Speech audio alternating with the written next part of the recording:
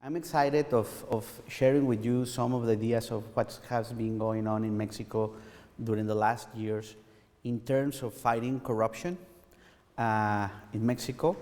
I mean, for those that have been paying attention maybe for Mexican politics, you can tell that something is really going on during the last 3 years, in the sense that from my point of view, it is obviously not that corruption is something new in the country, but what is new is, I think, the citizens' energy decided to really fight back and say enough, it's enough.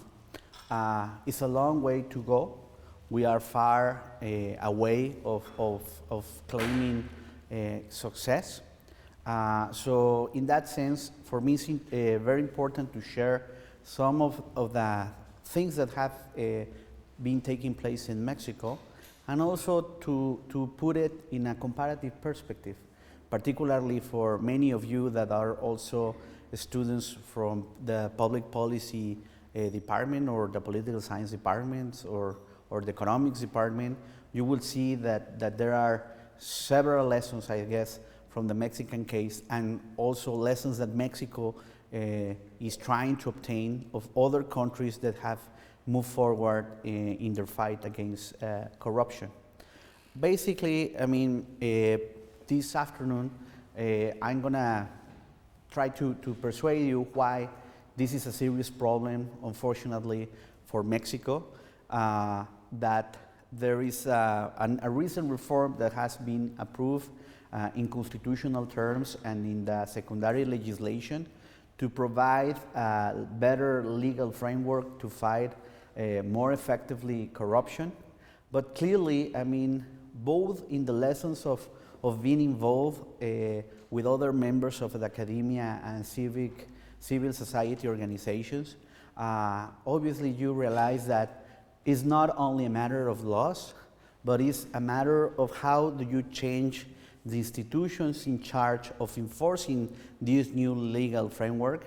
And if there is a lesson that we can obtain from other countries that have moved little by little to better development outcomes, is that this kind of transformation takes time.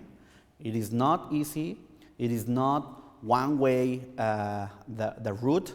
Sometimes you make progress and you suddenly observe going back or taking steps back. There is, in that sense, also the challenge that we really need to improve, for example, the autonomy and the capacity of the free press in Mexico. That is a key ally, as other countries have shown, to really move in the fight against corruption. Because through investigative journalism, the political cost of corrupt practices goes up, because then they dig deep in the kind of corrupt practices that take place both in the public and the private sectors, and in that sense increase the pressure of public opinion to really tackle this phenomenon. But really to tackle it effectively, one of the Achilles heels of Mexico, as it happens in other countries, emerging democracies, is how to improve the capacity of the state to enforce the rule of law. And for doing that, you require basically a professional civil service. And to have a professional civil service is much easier to say than to really achieve it, particularly because in a context when you have a huge problem of clientelism, a huge problem of patrimonialism, in which political parties see the allocation of positions in government as a game in which, when they arrive into power, they bring their own people. The new party comes, another group of people arrive in public service. And through that logic, it is very hard to develop the institutional strength, the capacity to develop good investigations, for example, capable of really documenting all the problems and the networks of involved in corruption, and to bring them to justice. And in these challenges, one of the main witnesses, from my point of view, in Mexico is also the judiciary. And in the recent reform that has been approved in Mexico, if there is, let's say, an elephant in the room that has not really been taken seriously into consideration, is how are we going to make efforts to improve the functionality of the judiciary in Mexico. And in all these challenges that we observe, I mean, clearly one of the things that I see on the positive side is a growing civic engagement in really trying to move forward and to push against these corrupt practices. For those, I know that there are some Mexicans in the audience. I hope that you agree that I mean, some of you are very young, and if you compare the kind of activism that civil society has now to what occurred 20 years ago, I mean, there is a huge difference. People saying, enough, it's enough. And now that the real challenge is to really bring that social energy and channel it institutionally to really push little by little the fight against corruption. Why do we care about this phenomenon? I mean, for all people, for example, that study a political economy of development, I really think that there are a lot of signs, of signals of why this matters, and matters a lot. Because clearly it produces an efficient way of allocating resources of public services. I mean, you can, for example, we were talking before the talk started. I was talking with Christina about a research project that I'm going to be conducting with other colleagues in the next years. There is a growing budgets, for example, in education.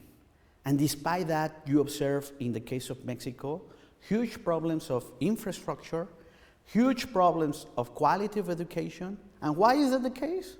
Because corruption is nested in the education system in Mexico. Not until very few years, I mean, I'm telling you 3 years ago, still there was an open practice of inheritance and selling of the teaching posts in public schools. Under that kind of atmosphere, it's impossible to build a quality of education. And of course, if corrupt practices start in the school firsthand, it's really hard to begin building a much better future for a country. So in that sense, for developing purposes, of course that it should be a concern. It reduces, in that sense, the capacity of entrepreneurship, because it makes no sense to be an entrepreneur in a context of high levels of corruption, where merit is deception and connections are the rule for getting a better way in society.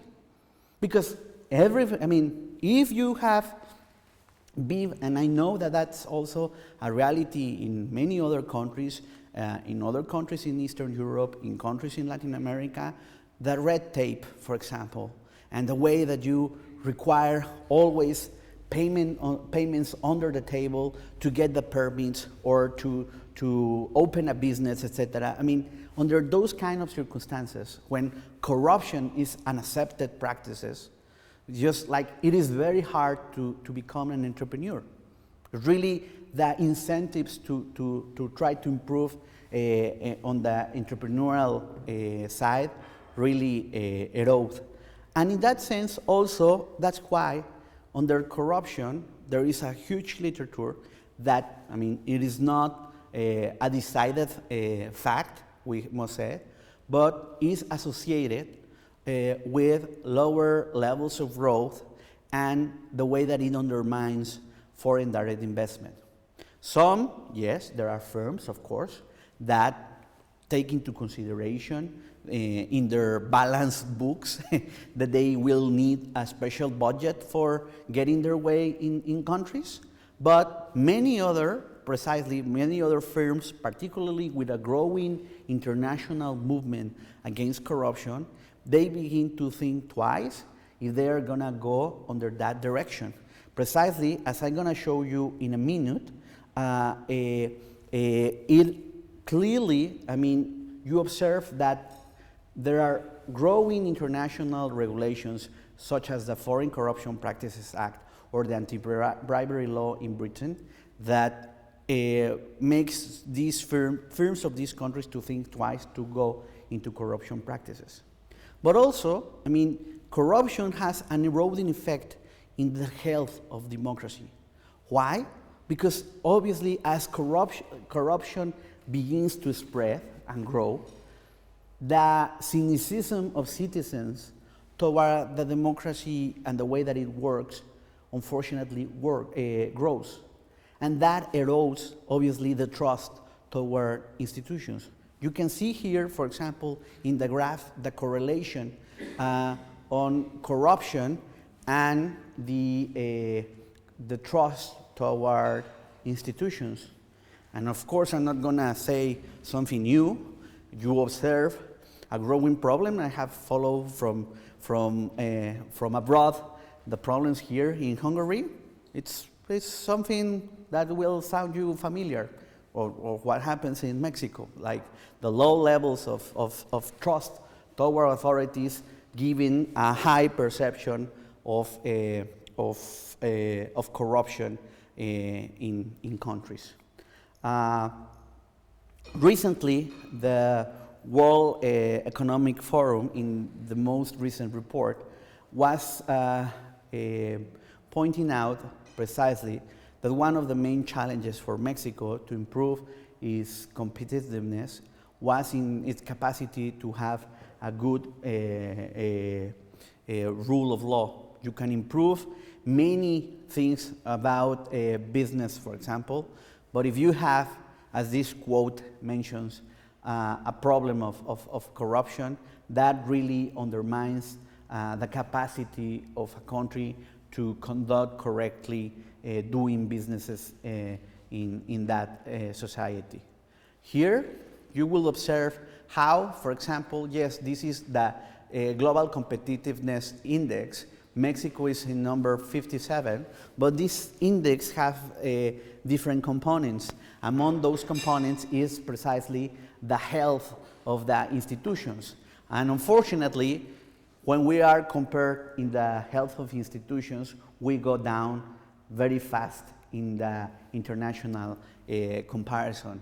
Even in comparative terms, and maybe it's politically incorrect to say it, but even Mexico's democracy in comparison to the trust of certain institutions in Turkey, that is also suffering right now of important challenges for the democratic health. Well, in comparative terms, according to this index, Mexico's political institutions are unfortunately weaker. Here, I want to provoke precisely the international dimension of the phenomenon of corruption. What do all these companies have in common? Well, yes, they are precisely members of this international initiative to try to fight corruption, and all of them are huge investors in Mexico. And all these firms, when you begin to conduct interviews with members of their boards, one of the complaints, constant complaints, is the problem of corruption. Particularly because all of them are subject now to the Foreign Corruption Practices Act, that hand in hand with the anti-bribery law of England, then begin to be important, threats toward these firms to think twice if they're gonna go into a circle of corruption even abroad, because obviously if they do, they pay the legal consequences. The most recent one case, more visible, is Walmart, that was caught in Mexico precisely, and the New York Times documented that, paying briberies to lower officials in Mexico to get the construction permits to expand the network of stores around the country, and they were sued under the Foreign Corruption Practices Act in the US. And in that sense, what is a tragedy is that civil suit is being conducted in the US, not in Mexico. I mean, the scandal, I always, when I work in this topic and I mention this case, I always tell the colleagues, particularly the colleagues of journalist colleagues and people in Congress, I said, where were the Mexicans in this scandal? New York Times documents this. You would have expected that a body of journalists, of Mexican journalists, would have found the names of who were the mayors that were bought off to give the permits. Nothing happened. Where was the special prosecutor, or where were the committees, the special committees? Mexican Congress always wants special committees. Well, where was the special committee precisely going through an investigation to find out how this network of corruption allowed Walmart to have special permits in the country? Nothing happened. So, but at the same time, the American authorities are taking this seriously and are going through a trial in the US against Walmart. So clearly, I mean, this shows you, on the one hand, yes, there can be an external, how you say this, a positive externality, the economists would say, of this kind of legal frameworks that have international consequences. But on the other hand, also really still underscores the problem of the health of Mexico's institution.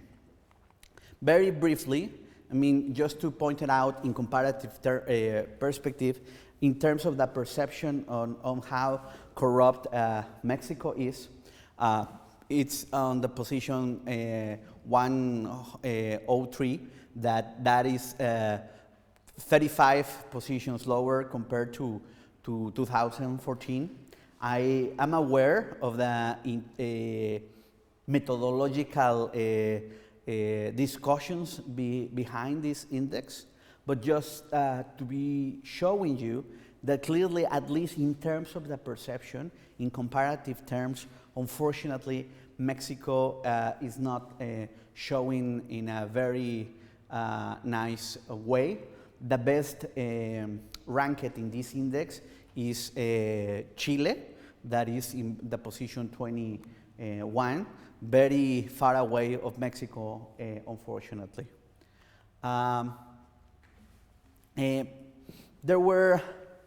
There have been, precisely because this is a growing topic in the public discussion in Mexico, there are different ways of trying to assess the consequences of corruption in the country.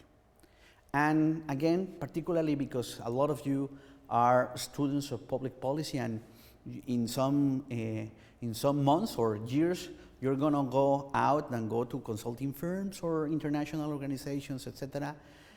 These kind of assessments, you need to realize that are very hard to do. There is a figure that I never quote because I am skeptical about it in terms of the cost of the GDP for corruption. They always try to say that Mexico will 7%, 8%, whatever. I mean, any serious scholar will tell you how hard to come with that figure is, precisely because corruption, by its own nature, is an illegal activity. So how do you calculate the overpayment in medicines? How do you calculate the extra cost that many firms go in order to conduct business, etc., etc.? I mean, it's really hard to assess that. There have been attempts in the sense of using polls to try to see what people perceive in terms of the nature of corruption.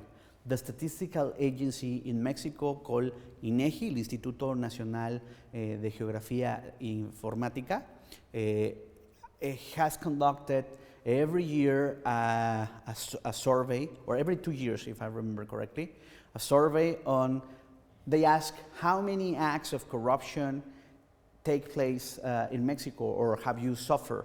And unfortunately, I mean, there's an overwhelming response of Mexicans, and the typical ones that are cases of corruption have to be with traffic tickets. If you are parked in a public space and so suddenly the police officer arrives, there is always, or many times, unfortunately, a negotiation strategy on how to deal with the policeman, and the same if a car is getting towed. In that sense, I mean, they were asked in this poll what was the most relevant problem in Mexico, and here the most clearly, if you have followed the news, unfortunately in the last years, is still the violence. Then the problem of unemployment, but in third place, even with more people mentioning than poverty, is corruption. I mean, clearly is a growing concern among Mexicans, this deep problem.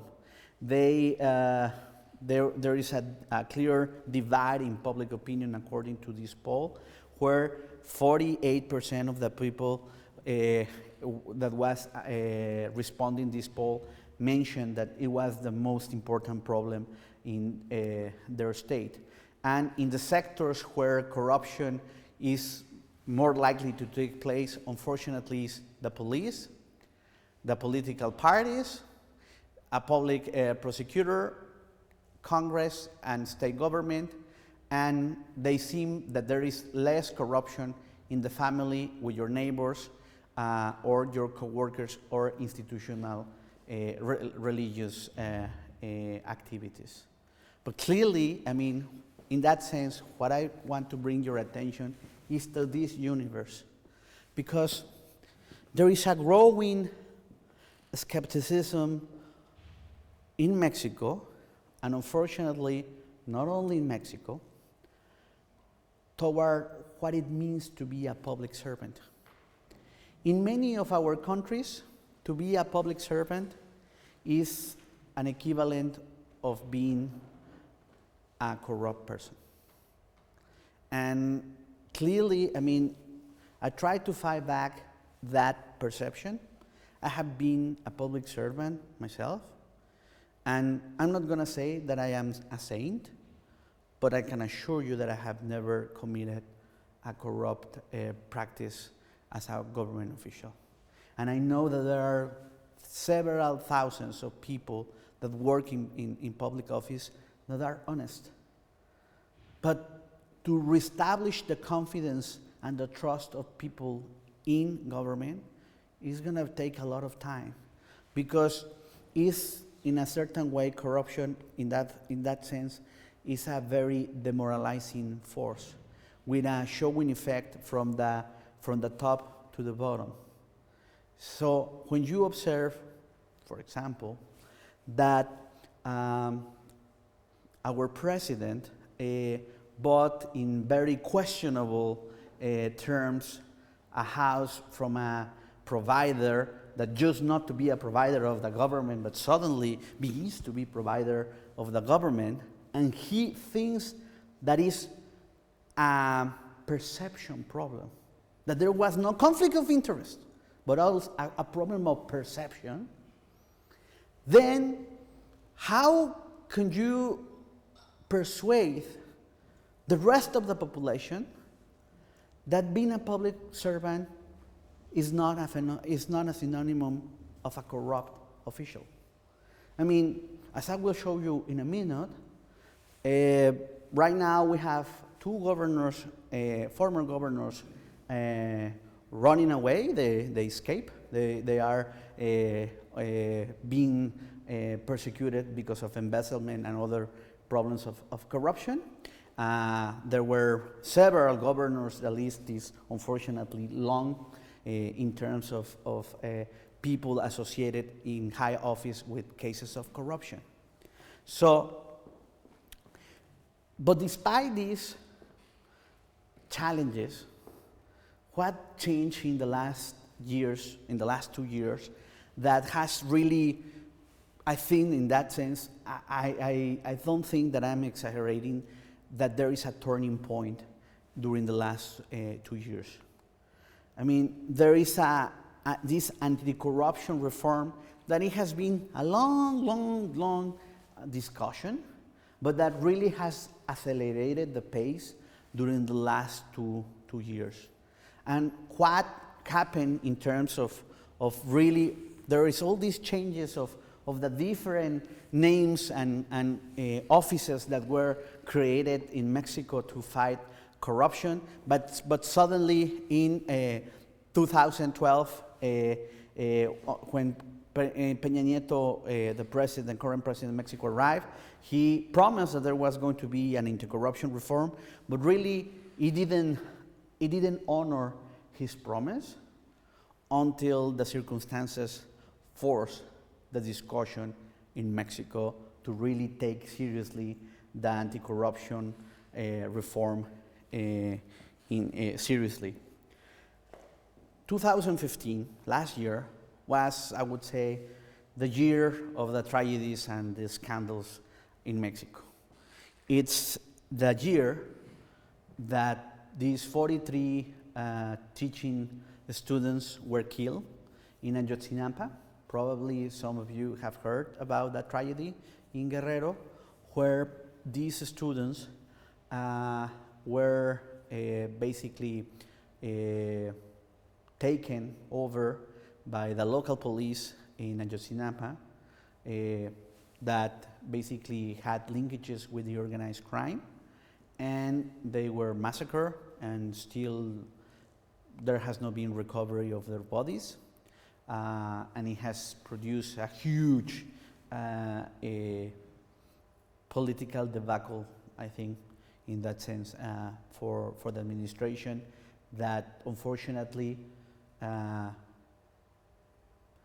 because of, I don't know, totally lack of political skills, I guess, didn't address seriously at the beginning this tragedy, and it really grew in terms of the political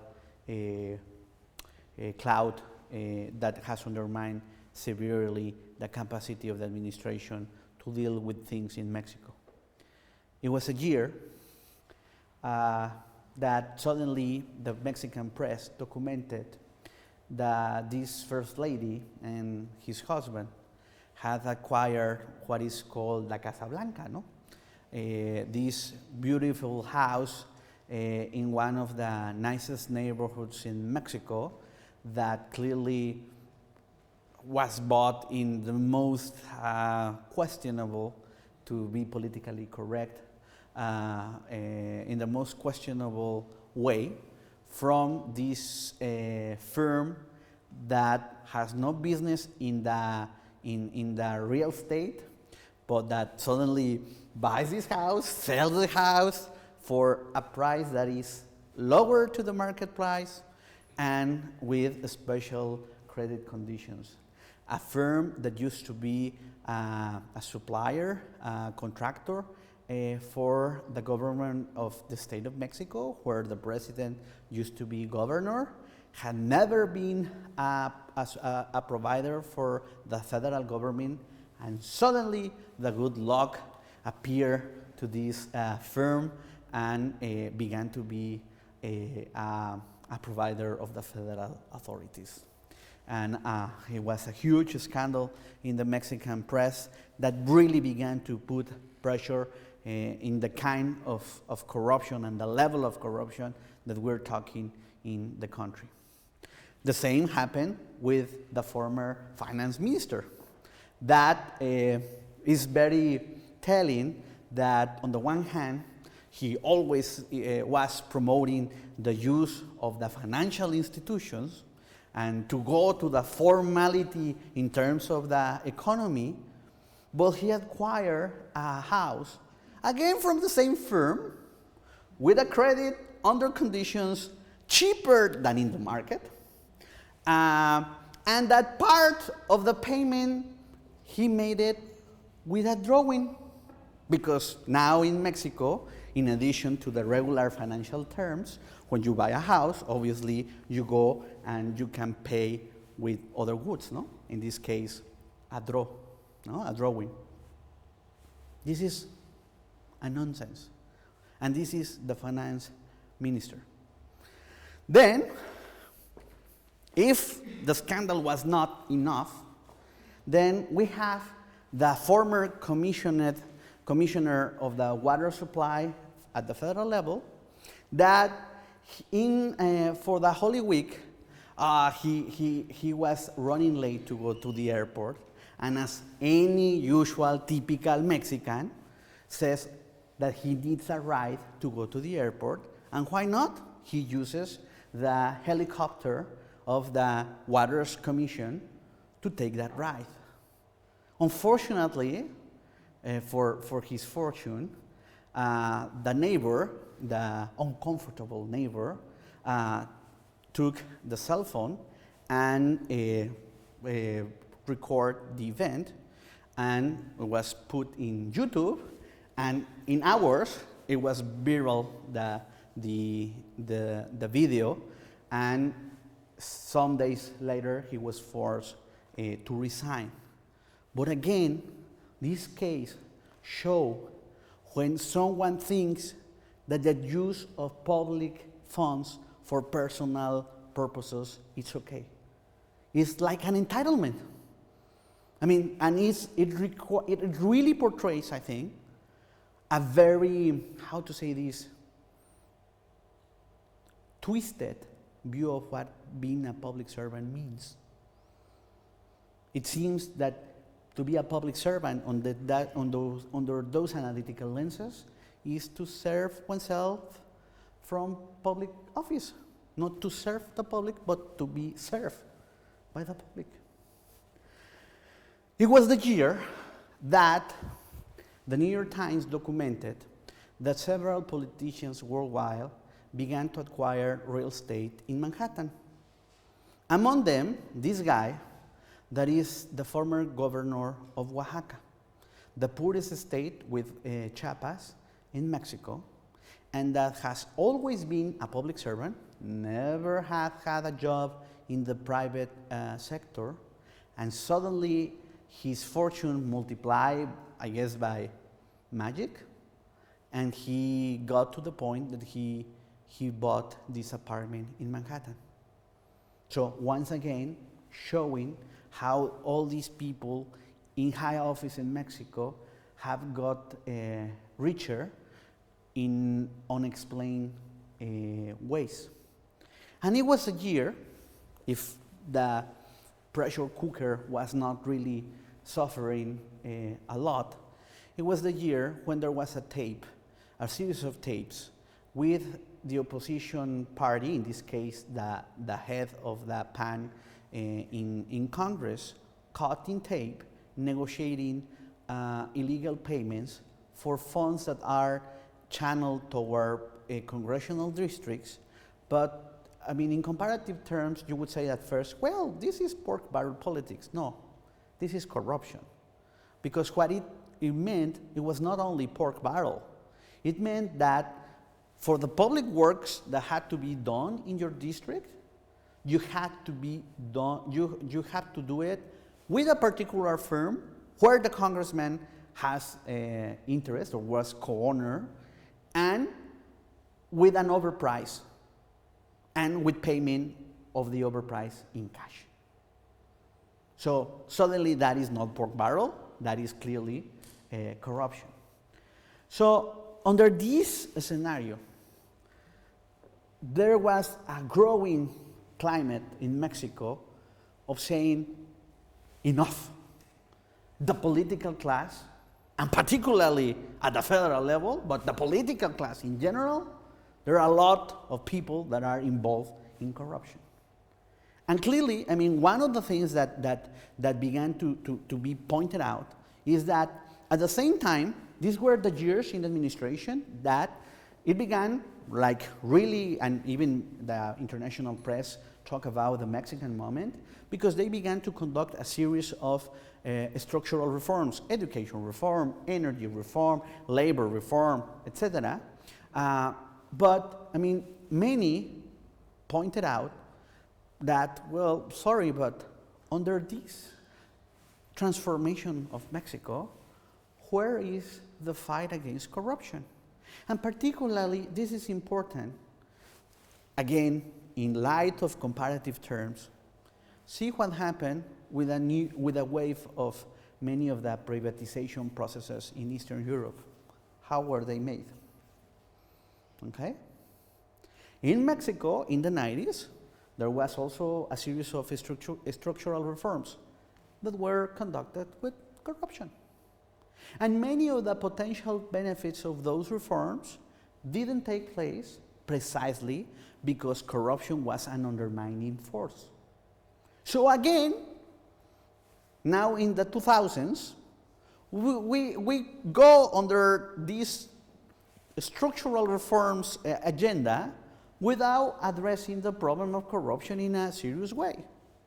How are you going to transform, for example, the educational system if you really do not tackle effectively the corruption practices inside the public schools?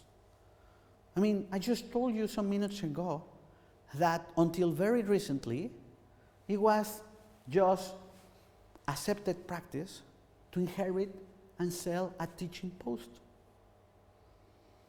So, if you're going to go on all the discourse of a reform to transform education, how are you going to do it if you really do not tackle corruption?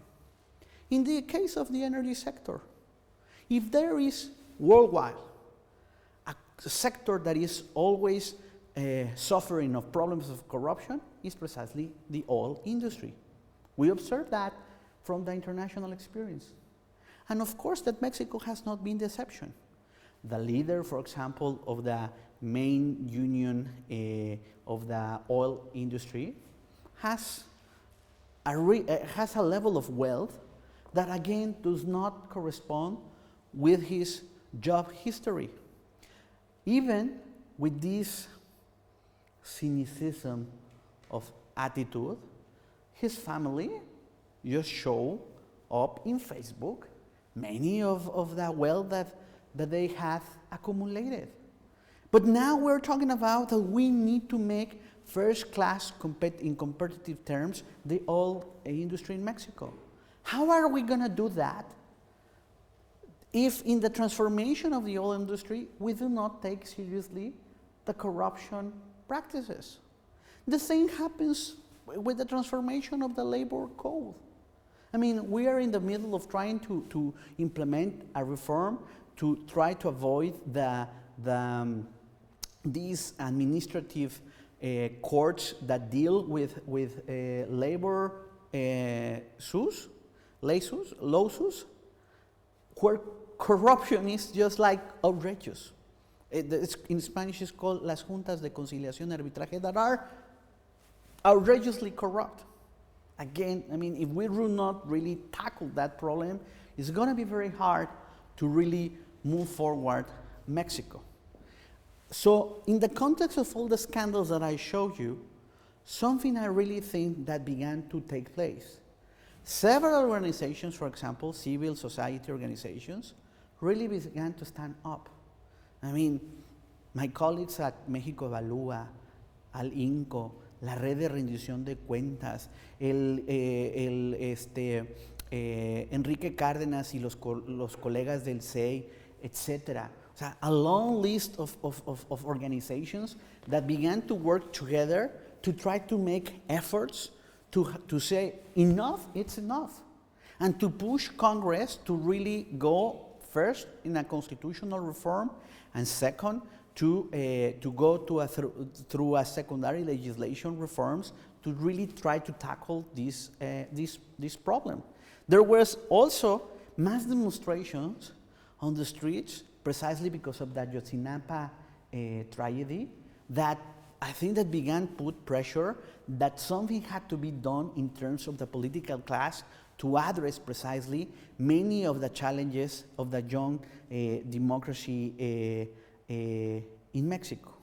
So finally, after a series of negotiations, I mean, I was involved in many of these talks, and there are many positive and also challenging experiences in the way that, of course, that there have been people in Congress, I must say, that are really willing to begin changing these things. And at the same time, it is really frustrating to observe the level of certain cynicism of some congressmen that really think that Mexico is not changing. And in that sense, I mean, obviously, to make allies with the people that are trying to transform things and to grow, in that sense, do a coalition to face the ones that resist change.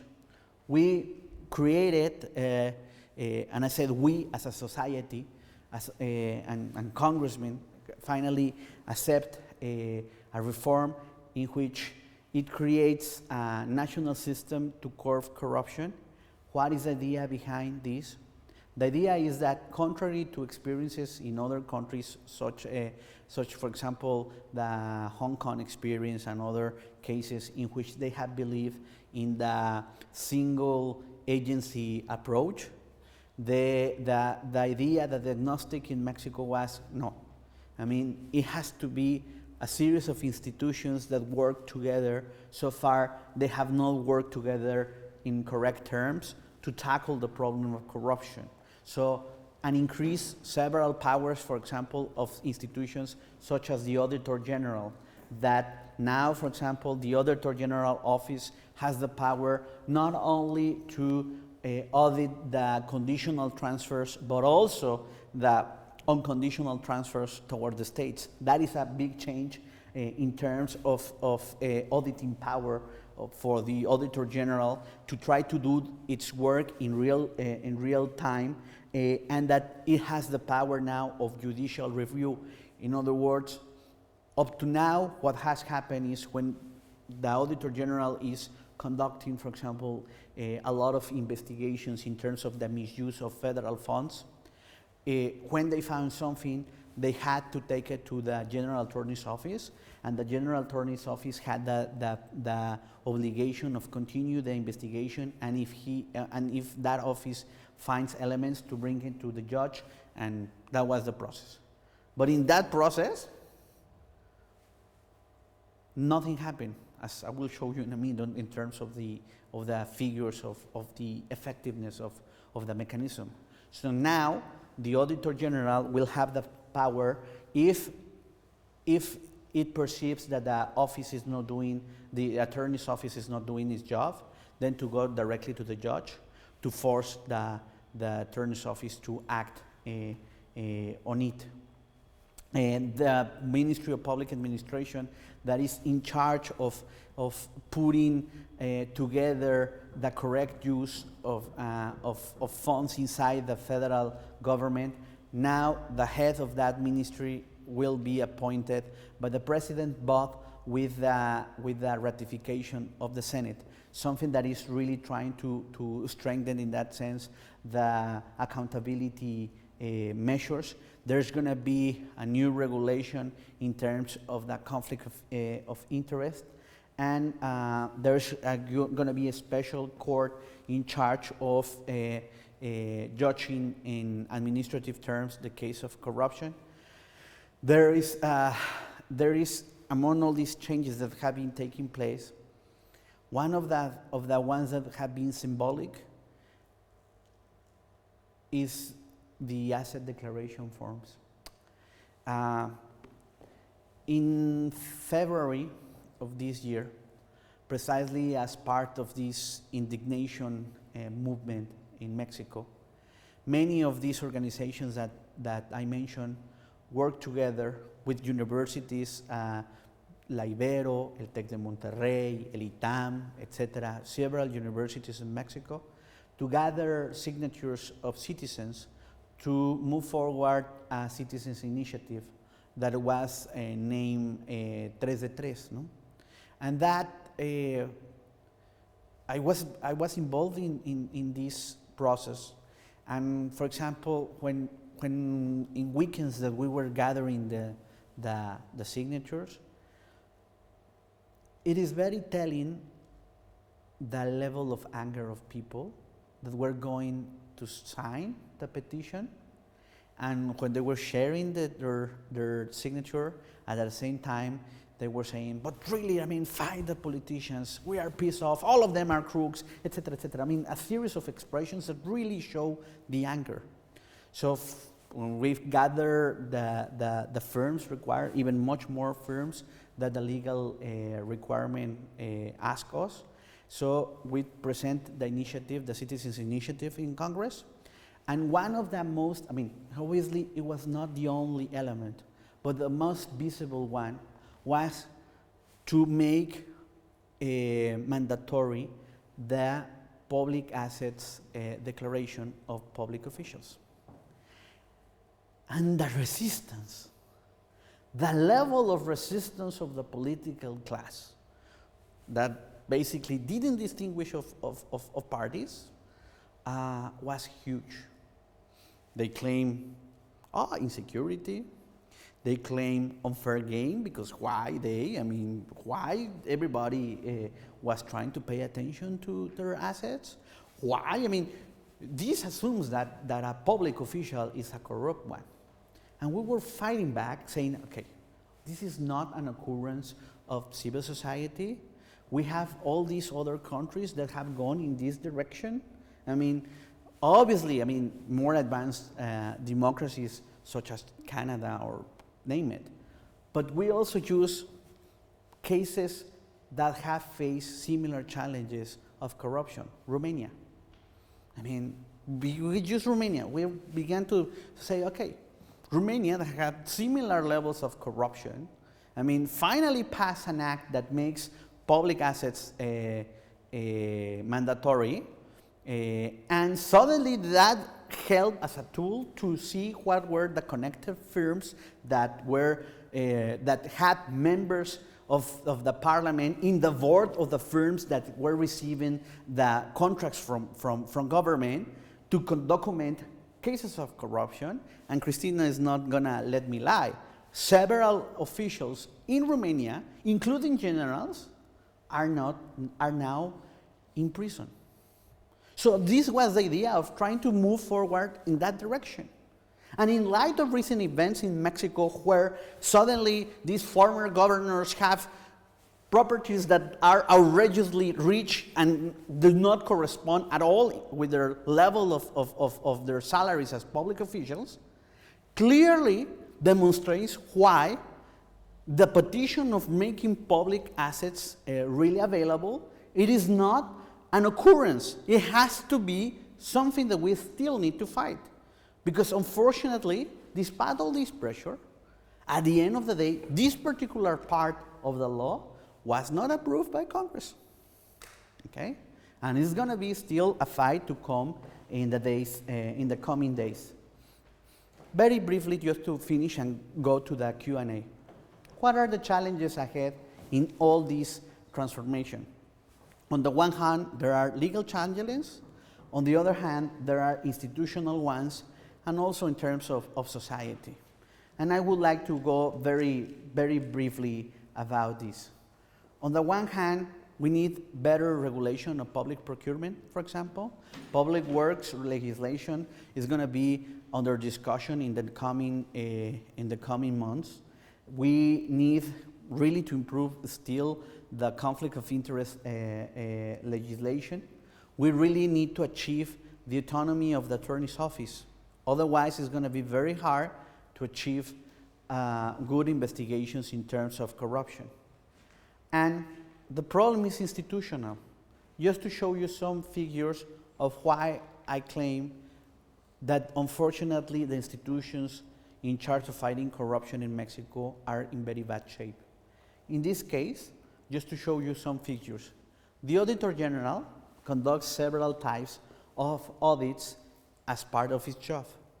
The most important ones in terms of finding corruption will be the ones called forensic audits, the ones that they begin to dig how finally they were used the funds and ask for receipts, blah, blah, blah, blah. Of all the audits that the Auditor General conducts, only this percent, 5%, are forensic. I mean, so we're a long way in that sense to conduct more efforts really to detect problems of corruption. There are all these sanctions that supposedly once that they are caught, the authority defines. How many have been paid? See the difference. So if you are sanctioned, but at the end of the day you really do not have to pay. So basically, I mean, the president has claimed that corruption in Mexico is a cultural thing. And clearly it's not a cultural thing.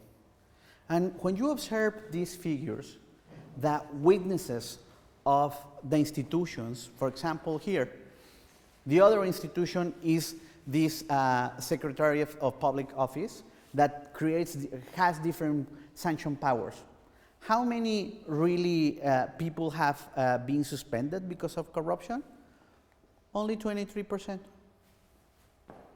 Of the cases that they have gone, 23% have been suspended. I mean, of the possible cases that I told you that the Auditor General takes to the Attorney's Office, how many have concluded? In the period between 2000 and 2013, 48 cases to the courts, only 5 sentences. This is cultural? Of course it is not cultural. This is weak institutional framework that creates the incentives that if you are going to be caught, probability of being caught, very low. If you're caught, you will find your way. So, of course, that is not in the culture of Mexicans. I mean, Mexicans, the typical argument against that is the Mexican that crosses the border to the US and suddenly respect the traffic signals. I mean, was there a magical transformation of its culture in the border? Or he knows that if he screws up, the policeman will pull him over and there's going to be a sanction. If you're pulled over, in your imagination, you will go and give money, offer money to the police officer. The culture change is the same person. Only the institutional framework that he's facing really is different. So obviously, we're observing, as you saw, a huge number of challenges in terms of how do you transform the institutions. And in that sense, I mean, civil service is key. And we were talking precisely with your dean of the public policy school some minutes ago, that obviously this is a wider, worldwide phenomena, challenge, but what I would dispute is that magnitude is very different. It is not that in the US or in England there is no corruption, but not to the level that we observe in societies such as Mexico, Guatemala, Argentina, or Romania. No, clearly it's not the same. It's not that the other contexts are corrupt-free, but somehow they have developed better institutional frameworks in which they have curbed corruption. They have not eliminated corruption, but they have curved. How to do that is one of the things that precisely it's really trying to go in that direction on my research to see what did other countries achieve, or how do the other countries achieve to break perversive circles for development. Because behind these things, guys, we have a problem of impunity. That's why there can be human rights violations, because you can get away with it. Behind these things, there is clientelistic machines and a patrimonialistic view. So then suddenly, the solution becomes much more complex. There is the complexity of how do you overcome the problem of money in politics.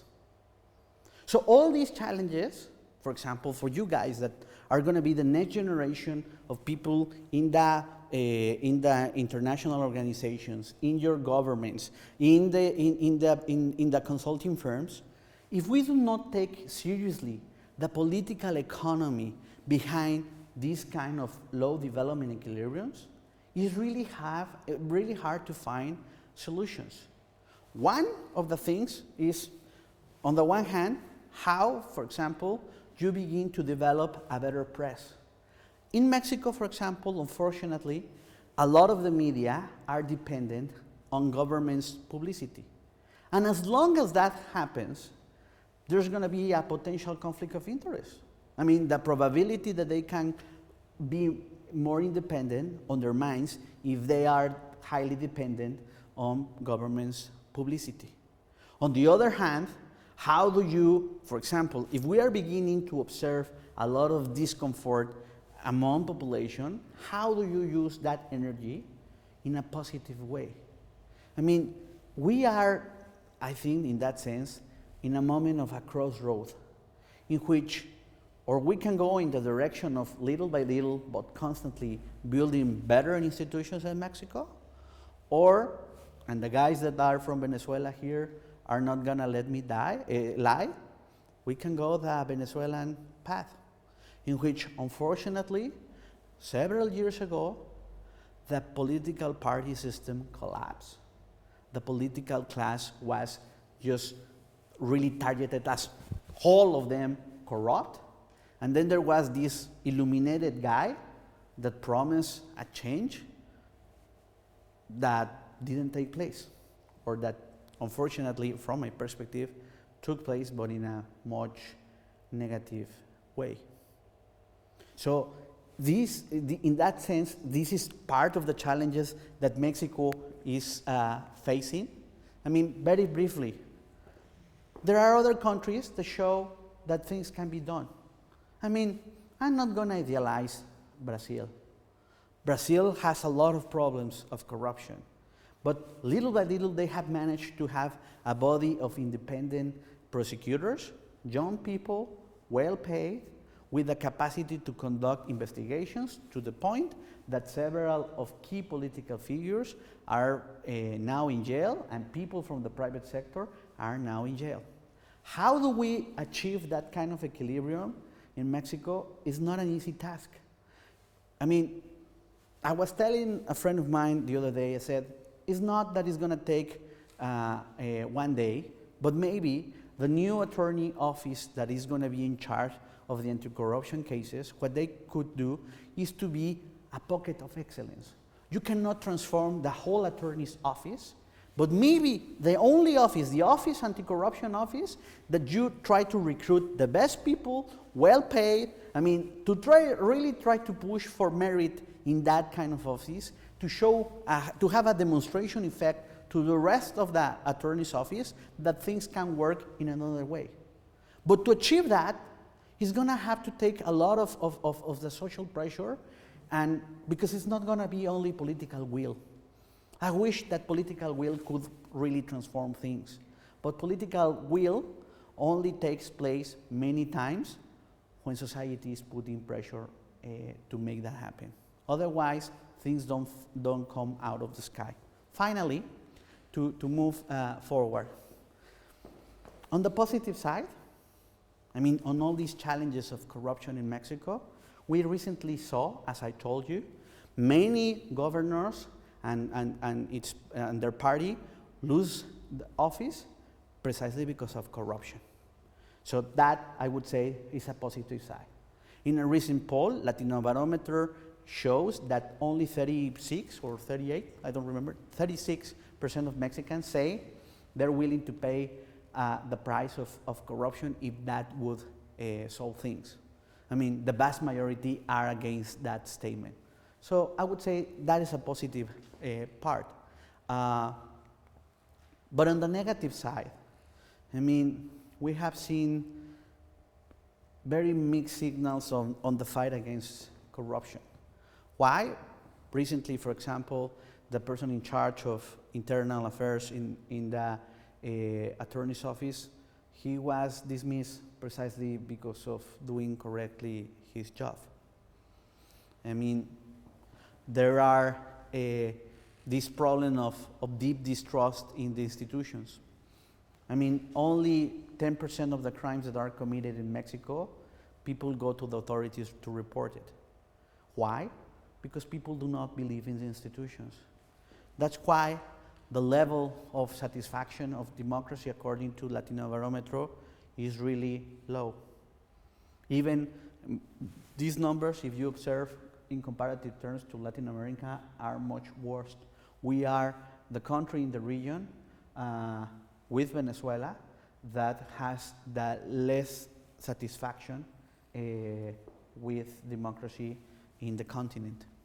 Finally, in that sense, I mean, as I told you, there are these challenges, but I truly believe that civil society is moving as part of this great coalition against corruption.